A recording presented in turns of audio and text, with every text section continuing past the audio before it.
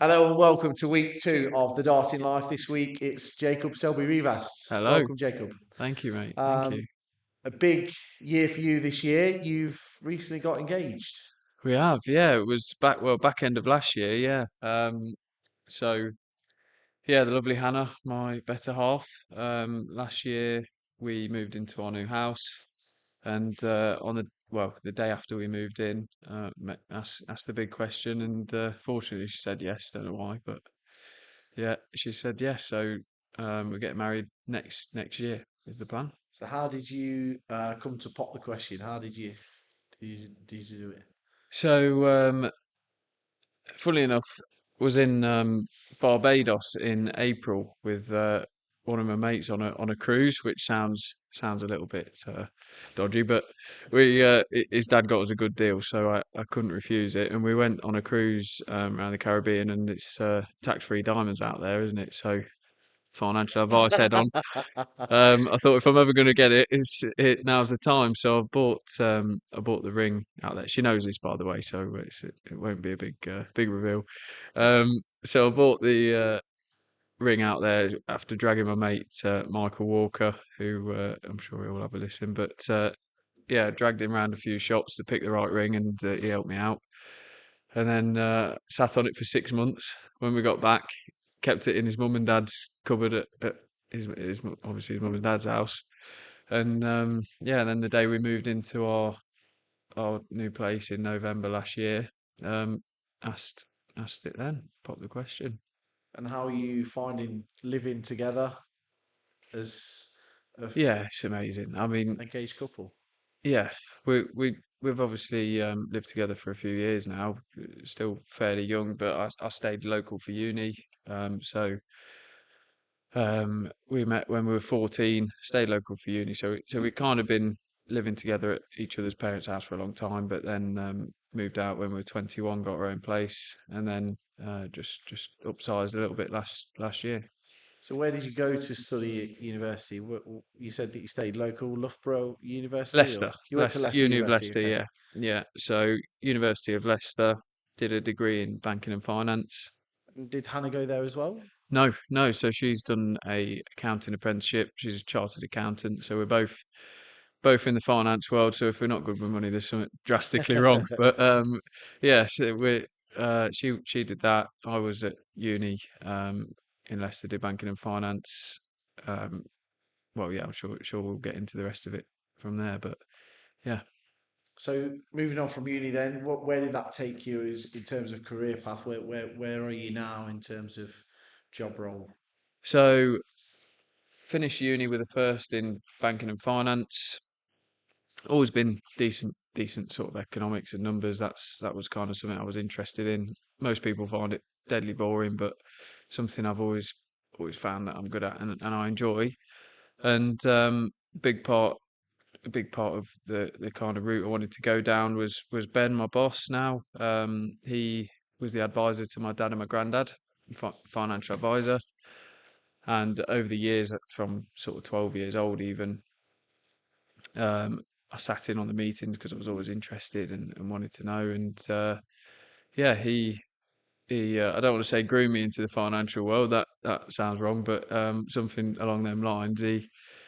Um, he was a big part of. I thought I kind of sat in on the meetings and thought, well, going around people's house having a cup of tea and trying to help them with the money sounds like a decent job to me. So I've always been kind of on the people side anyway, but enjoyed being sociable and quite um, I think sort of I like to think down to earth and get on with people well. So perfect job for me is merging the sort of social side with also the numbers. And then yeah, did a short stint at Barclays in a grad role, but then joined Ben, who I'm with now, at Clay Wealth Management, who are proud sponsors on the Dart shirt. Nice. Yeah, I've been with them for 4 years now, fully qualified and advisor for the last sort of 18 months. And how have they helped you grow as a financial advisor? How have they helped you in your own personal growth? Yeah, massively. I mean, he's he's successful in his own right, Ben as well. But he's been a great mentor to me that he's followed a sort of similar path of In terms of the background, I think he's kind of comes from a similar background to myself. He's very relatable and sort of down to earth. So I've just had the opportunity to watch his style, how he is with clients, how he is in business, and it's yeah, you couldn't ask for a better mentor really to learn from, and I think it's helped me advance to a point where I'm probably yeah, without wanting to sound big-headed, a little bit further down the line than perhaps most are 18 months into the job because I've had the opportunity of having him as a mentor to sort of help me leapfrog into yeah the next stages really. And where do you see your career going in terms of at the moment? Do you have any visions of where you'd like to be in, say, 3, 4, 5 years time? Yeah, we've got conversations ongoing at the moment actually about me buying into the business. So it's part of St James's Place, who's a well-known wealth management firm, but don't know if I'm allowed to mention them. But there you go. But yeah, there's kind of a structure within St James's Place that they sort of support you in buying into the business. And they're great at helping the next generation of advisors kind of come in and because the average advisor in the UK is actually sort of late 50s. So I see myself as one of the young Yeah, ones that can come in, utilize all the technology, be with clients for the next 20, 30 years through their um, well, multiple life stages, if you like, but be someone to hold their hand through all of that. So I see it as a massive advantage that I'm actually a lot younger than most. but you've also got that experience from Ben, of course. Of being, there's obviously he's how long has he been in that role himself? 20 odd years, yeah, he's So been he's obviously in got the finance, experience that yeah, he can pass down to you and that you've learnt from exactly, him. yeah, exactly, yeah, So you mentioned that he's one of your sponsors. yeah, Talk to us about your darts, where your darts is at. You've obviously made many appearances for the county at yeah, Leicestershire. Um, but let's go a little deeper. You made the Nationals final with Whittick at we Super did, League level. yeah, yeah, yeah, Just narrowly missed out in the final. gutted.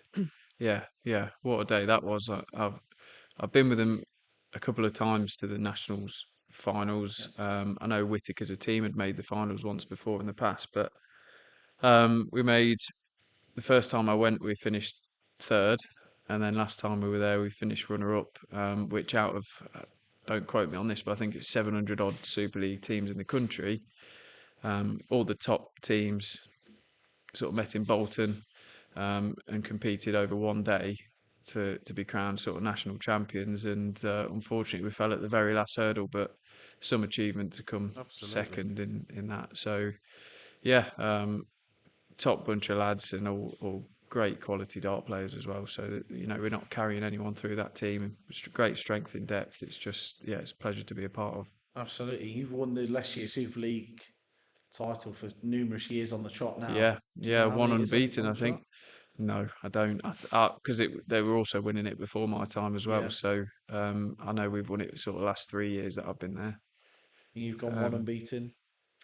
Have you? we've gone one. I'm sure we did. Yeah, we Yeah. did. We definitely did. I think last season unbeaten, perhaps the one before. But yeah, And you've had other players as well. I mean, this just going to show how strong you are when you have players like Jay Lowell, Daz Tyler, who have also made countless appearances for county.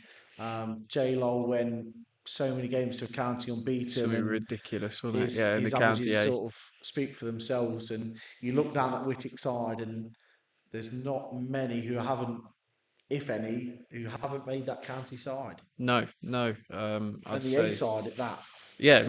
not even the B, but the A. A lot of the A side is Whittick a lot of the time. So you'd be surprised if you don't see our county A having at least sort of 5, 6 Whittick players in it. Yeah, that's and there's only as you know nine in a Super League team that play on the day. So yeah, to probably 5 or 6 of them guaranteed to be in the A most of the times.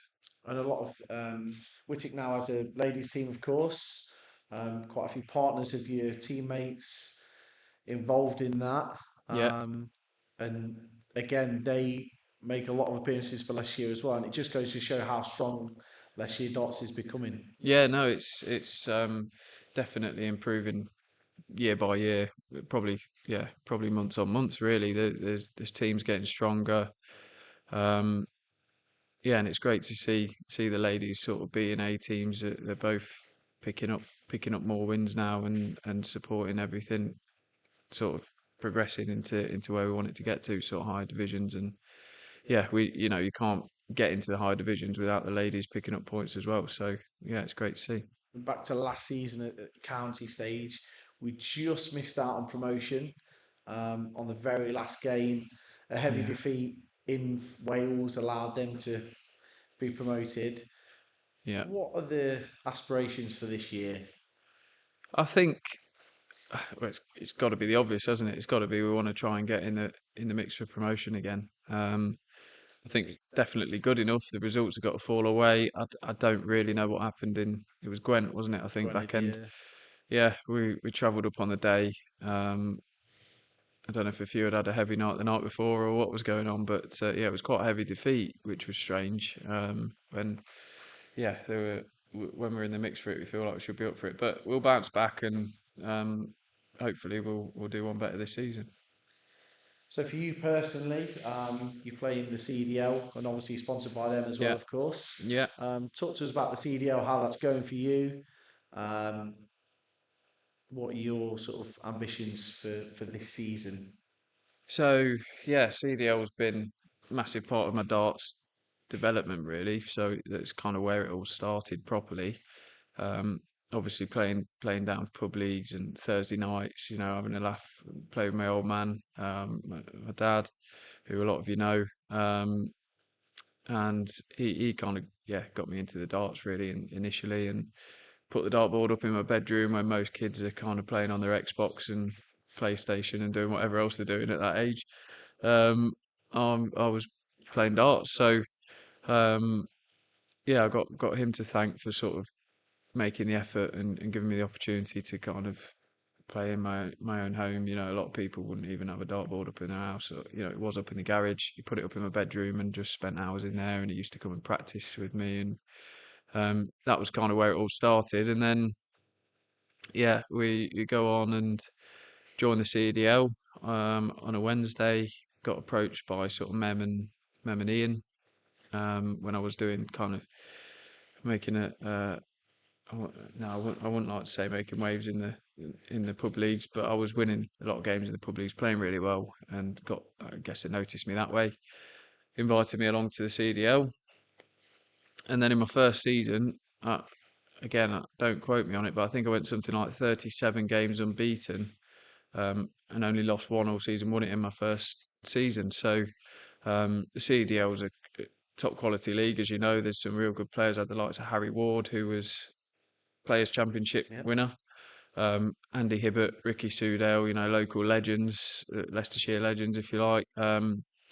Jay Foreman was in the league at that time. A lot of good players in the league, and I guess I was almost naive to it because it was new to me. I didn't have any fear.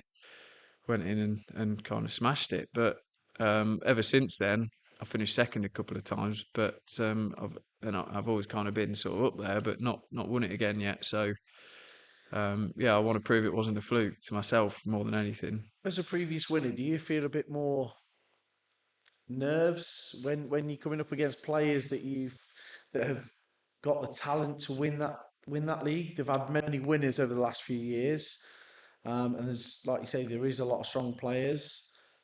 Is it a case of sort of picking up more points against the top boys than? Yeah, I think I've worked out the key to that league is because it's a points basis, so it's every leg is a point. Um, if you're going to losing 3-2 is the key because most people will lose a game at some point in the season. Even the Ricky Sudales, Andy Ibbotts, who are really consistent, still tend to lose the odd few games during the season because all the top lads are good enough to beat each other. So it's if you're going to lose, don't lose heavily. It's picking up the pieces, losing 3-2, damage limitation, and that's actually probably more the key than um, smashing someone 3-0 still only gets you 3 points. So it's making sure you're consistent enough to pick up the legs, even if you lose, that probably keep you up there, and that might be where I'm improving because I think for a few years I'd lose 3-0 games I definitely shouldn't lose 3-0, but I kind of lost my head, went 2-0 down or something. Whereas now played Stu Lilly like, a couple of weeks ago as an example. I was 2-0 down, got it back to 2-2, missed a dot to win 3-2. I lost 3-2, okay, but I've still got those 2 points on Yeah, the board that I wouldn't have had if I'd have just thrown the yeah, towel in. yeah. So that, I'm in a decent position this season. I'm up there. Um, Ricky's top as usual. He seems to do something that I don't know what it is when he turns up on a Wednesday. He's so consistent. But um, I'm still in the mix, so we'll see what happens. So obviously CDL's allowed you also the chance to go to Q School, Yeah, compete on the Challenge Tour, of course. You and missed part of the Challenge Tour through your completing your qualification. Is that right? yeah. So a couple of years ago, when I was doing the kind of qualifications for my degree and even for the financial advice, um, it kind of took a little bit of a back seat, I suppose. The darts was secondary to all that, obviously, because that's my career, and I hope one day, the darts might happen. I'd still want to balance the two, but yeah, it took a bit of a back seat. But and look, I'm in a busy job, so it's still difficult to balance darts with my nine. It's not really a 9 to 5 either. Seeing clients in the evening sometimes. Um, there's always work to do. So, and there can be really busy spells where you haven't got the headspace for anything else as well. Because although I'm not physically draining like Adam over there lifting up his railway lines, but it is mentally draining. So it's something that you come home sometimes and you just want to sit and chill because Mhm. you've back to back meetings all day. You've used a lot of headspace, so you just feel like you want to switch off rather than then go and put hours in the ball. But that's the difference, isn't it? You've got to commit to it and find that within yourself to go and chuck a few darts and practice and keep your eye in. So to finish talking about the last weekend, the Challenge Tour coming up to the back end of the year. Yeah, It's a busy period. Then you've got Q School in January yeah, that I assume that you're sort of going to go down to in Milton Keynes. yes, I am. Yeah, yeah, that's the How do plan. you prepare for that in terms of practice, headspace, and Yeah, work-life balance as well? yeah. So we've got the last, like you say, challenge tour coming up, which is in Morningside Arena in Enderby in Leicester. Um, and I'm actually playing pretty well at the minute. I feel really good. I'm playing pretty consistent. Typically, it's fallen at a time when there's not loads of PDC stuff going on, but I'm hoping I can carry that through into there. But Q School's the biggie, really. It's over 4 days, maybe even longer. Second stages and stuff. So depending on what format they run it in this year. But I think it falls at a good time for me as well in January that I've had Christmas, which we always, luckily at work, we get Christmas off. So, I always have a good 2, 3 weeks off sort of leading up to that, which means that I can put a bit more time in and practice and not have to worry about balancing the job so much because we've got that Christmas period. So, okay, there's a bit of family time involved in there, but I've definitely got more time to be able to put on the board and really prepare myself for January. Excellent. So that concludes week two of the Darting Life with Jaikob Selby-Rivas. Jaikob, thank you for joining us. Thank you. Please join us again next week.